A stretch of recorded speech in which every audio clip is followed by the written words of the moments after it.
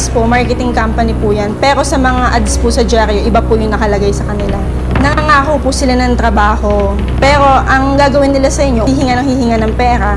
Bigyan daw niya ako ng basic na salary. Pumasok ako sa kumpanya. Wala po akong natanggap na sweldo. Matataas din ho yung posisyon na ino-offer niya sa amin. Tapos mabilis lang po ang hiring sa kanila. 1 day lang po ang hiring dyan. Nabasa ko po sa dyaryo yung ads nila na nangangailangan sila ng office staff. Nag-apply po kami, sabi nila wala daw po money involved. Nagkakandak po sila ng 1-day hiring. Pumunta lang daw po doon, tapos matatanggap na nga daw po kaagad. Para daw kami makapasok doon sa kumpanya na yon, kailangan namin magbenta ng isang produkto nila. Pag nakapagbenta daw kami ng product, which is kami na nga ang bumili para lang makapasok kami sa kumpanya, maka-attend kami ng training. Kaso hanggang ngayon wala naman. Nung naka 2 weeks na po kami, pinay-stop na po nila kami ng training. Siguro natatakot po sila na magbigay sa amin ng allowance dahil lahat po kami, araw-araw talaga nagtitraining sa kanila. Doon sa sinasabi nilang rechanneling daw na trabaho, may kumpanya kang makapasukan, parang ka-sister company nga nila. Nung pinuntahan ng mga kasamahan ko, wala naman palang kumpanya doon na pwedeng mapasukan. Dumadami ang mga nabibiktima ng mga mapanlinlang na advertisement ng mga kumpanyang naghahanap ng kanilang magiging office staff kuno. Ginagawa nilang kasangkapan ng mga classified ads na mga maliliit at malalaking diaryo na ipakalat ang kanilang hiring advertisement sa kanilang ipinangangalandakan job openings. Subalit, huli na para sa mga biktimang kalimitan ay mga fresh graduate nang malaman nilang modus pala ang hiring advertisement. Ang masahol dito, sa pilitan silang pinagbentahan ng mga produktong nagkakahalaga ng 4,000 piso bilang isa raw sa mga requirements ng kanilang training bago sila matanggap sa trabaho. Para daw po magkaroon ng experience, binentahan muna ako ng camera na sinasabing 2,598. Ang halaga lang po nito is 400 na nabibili lang nila sa Divisoria. Kailangan daw magbenta kami ng isang product.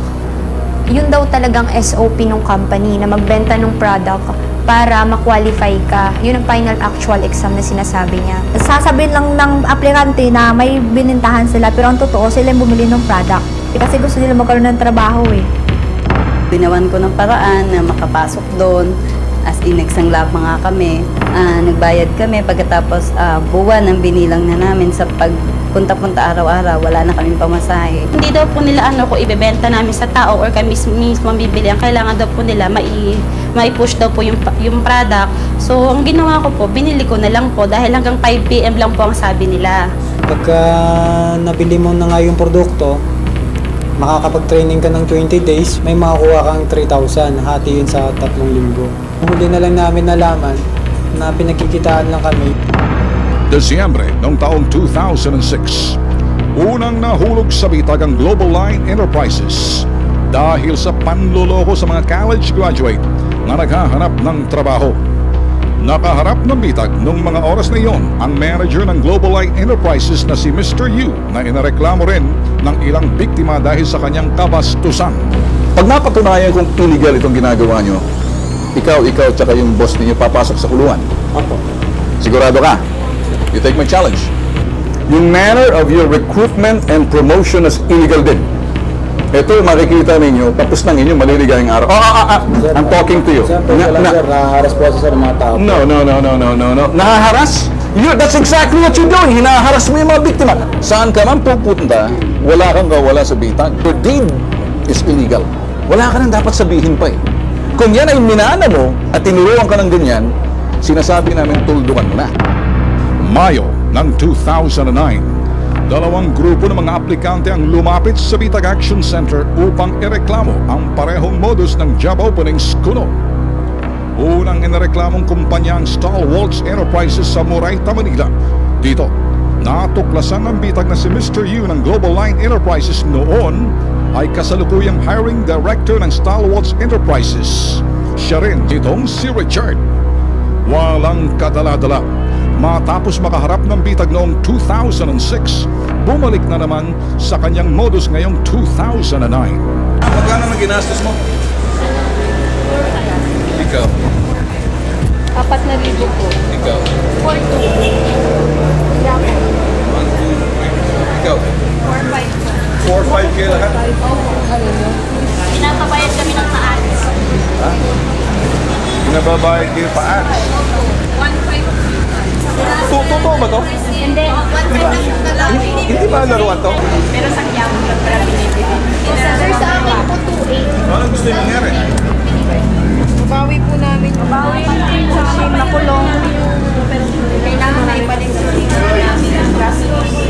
Walang pinagkaibang estilo ng panluloko. Nagpalit lamang ito ng pangalan at nagdagdag ng ibinebentang produkto. Ganda nito parang laruan Matapos naming makaharap ang lahat ng biktima, kilos prontong nagplano ang bitag para sa isang sorpresang pagbisita sa Stalwarts Enterprises. Para building, lapit sa UST. Ganito, pupunta tayo sa 3rd floor. Okay, mabilis lang to. Hahanap kami ng lugar, distansya kayo sa amin. Malayo kayo sa amin security. Walang wang-wang. Alright? Baka makatakas kasi. The communication, ang radyo. Tatlo sa radyo. Okay, 1, 2, 3, gumagana? Yes, sir. Alright? Let's go.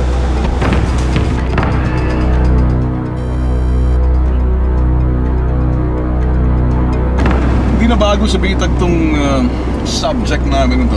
Ito rin yung individual na inareklamo noong December ng 2006. Same modus, lumipat lang ng building, nagpalit na ng pangalan. Importante rito na makompronta agad. At gusto namin malaman yung magic ng tao na to. Bakit nagagawa niya pa ulit-ulit hindi marunong madala. So, may gagawin kaming kakaibang estilo sa taong ito. At sa estilo na to, malalaman mamaya. Susubukan natin na pumarada sa harap ng building mismo. Baba agad si Sandy, dahan-dahan, pasimple, yung dalawa. Gusto ko lang makita naman doon sa Sandy na pagkatapos susunod na lang tayo. Ayaw kasing makatakas eh. Siguro along Espanya, pwede na mag-drop off si Sandy. Tapos kung kakara ng pick-up near the building, pwede na ako sumunod. Ganun lang siguro. Roger.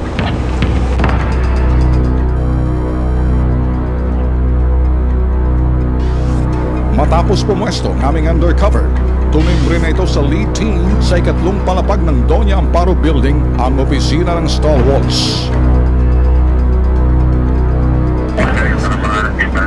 Ayan na yan. Dalawang pinto yan bantayan niyo pangalawang pinto, pitikag mo kumakalabas. Bababa lang kami, susunod na lang. Antayin niyo, wait a minute. Hold on. Bantay lang kayo sa labas. Sige, papunta na kami Okay, let's go. Nandito siya, sir.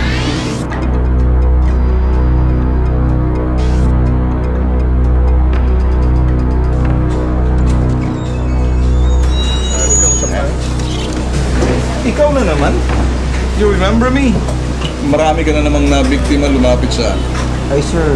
same modus. You haven't changed. Ewan mo kung ginagalang tuktukin mong ulo mo ng itong mga katarantaduhang camera na binibenta mo, purifier. Bukod sa pangalan ng kumpanya at produktong ibinebenta, may isa pang napansin ng bitag na ipinagbago nitong si Richard. Kung dati, kakapiranggot lamang ito kung sumagot, ngayon wala nang takot sa kanyang baluktot na pagdadahilan. Sir, meron po ba kayo, Okay. sir, na ano? Kasi, Ayun, sir, parang nakaharas po ata po kayo. na nahaharas ka? Well, let me tell you this. Kinokompronta kita. I'm not trying to harass you. I'm trying to expose you in your modus operandi. Stop talking to me about harassment. Kasi ikaw, sir. you know, you're not new to me. Sir, No. iba po ito, sir. Katrabaho po, sir, ako na sir dito. Unfair po ito sa part ko, sir. Ganun. Okay. Let me hear from your complaint. Sabihin nyo nga sa natin. Hiningi ka ba ng advertisement? Ads? Yes, sir. Paano ginawa sinabi sa'yo? Pag nag-ano ko ng ads, bibigyan daw niya ako ng Ikaw? Hiningan din po. 1.5 po. Gusto po niya cash po. Ayaw po niya ng installment. Sino pa? Ikaw, hiningan ka ng ads? Sa akin po, sir, talagang bumili na lang po ako ng product para po magkaroon ng trabaho. Kasi yun naman po ang ano nila, sir, na pangako na once na last requirement din, once na mabili yung product, automatic na tanggap pala sa company. Pero, yung trabaho pala, wala pala. Ikaw? Sir, bukod po sa product, humingi pa siya ng 1,500 na ads. Ang pangako niya, within 6 days, tatapusin niyo yung training ko, ibabalik niyo yung 7,500 sa akin. Magkano ka nakuha sa'yo? More than 4,000 na po, halos 4,500 na po lahat-lahat. Ikaw, anong nakuha sa'yo?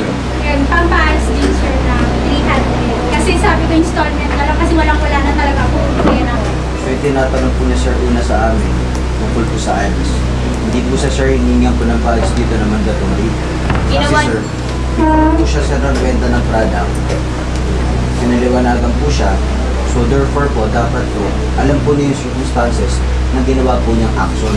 Pero hindi po siya pinilit na bilhin kasi po alam po namin dito na binenta po niya yung produkto. So ba sinasabi niya? Hindi po sir. Kasi sir, kung ganyan po sir yung pananaw po nila, unfair po sa part ko. Kasi sir, ang dami po nila. Meron na ba bang integridad na para pagmamalaki mo sa akin, ikaw nabitag namin, nakatulog ka na sa kulungan ng Pasko ng 2006. Nakikipag-date ka pa sa anak ko, this oras na nang dapat uwi anak. How dare you? Sir. Niyayaya mo sa Sogo Hotel ang anak ko. Ma'am, wala po tayo madam ng pruweba nangyari yun. Ito ba ang anak ko na magsusumbong sa akin? Ka ba? Ano to sir? Physical injury na to. Sige, di ba na ba ako? How dare you, manyak? Wala naman po kami. I'm sorry sir, I'm very very sorry. Talaga na ako ng galit. Upo ka dyan. Alam ko, magulang ka, may karapatan ka mag-aalit. Sa ginawa mo kanina, wala akong masasabi.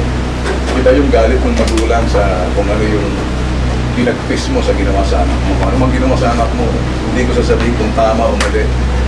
May nagre-reklamo sa iyo, physical injury. Maging ang building administrator ng Doña Amparo Building, pumasok na sa eksena. Nagbigay raw sila ng warning sa stalwarts na baguhin ang estilo ng negosyo nito. Pinaamin niya po na sila sir dito. For almost 3 weeks na pinaamin niya. OIC. Binarningan ka na pala yun. Sir, di po ako. OIC po, yung sabi po dalawa, yung first day po namin dito is ni Sir Gregorio. Sabi niya po sa akin, paalala po yun, na huwag na po maulit yung mga dati mga dito na advice po. That's okay. Sa huli, isang payong iniwan ng bitag kay Richard. Ganito, kung matinong trabaho ka, maging malinaw ka from the very beginning, huwag kang gagawa na parang lulusot ka.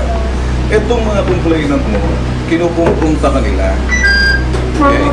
Kinukumpronta ka nila sa mga ginagawa mo. Para bang gusto mo ngayon, wala akong kasalanan dyan. Sir, di ko na po sir sinisisi sir eh. Ang gusto ko lang sir, fair judgment lang sir sa nangyayari. What are you talking about judgment? Kasi, sir, Listen to me. I'm not here to judge you. I'm confronting you. Narinig mo ba ako? Hindi kita hinuhusgahan, kinukumpronta kita. Iba yung paghuhusga, iho. Narinig mo sa hukuman yan. Simula ngayon, tutuldukan mo na. Ito yung modus mo. Simula ngayon, titigilan mo na ang panloloko dun sa mga tao naghahanap ng trabaho. Wala naman ako nakita pagbabago sa ginawa mo ng 2006. 2009 na ngayon, Richard, makinig ka. Ngayon, gagawin ko sa'yo, bukas na bukas, ayaw ko nang makita ang ginagawa mo. Dahil bukas na bukas, tandaan mo, dadala kami ng mga taga City Hall ulit. Ha? Inspection team.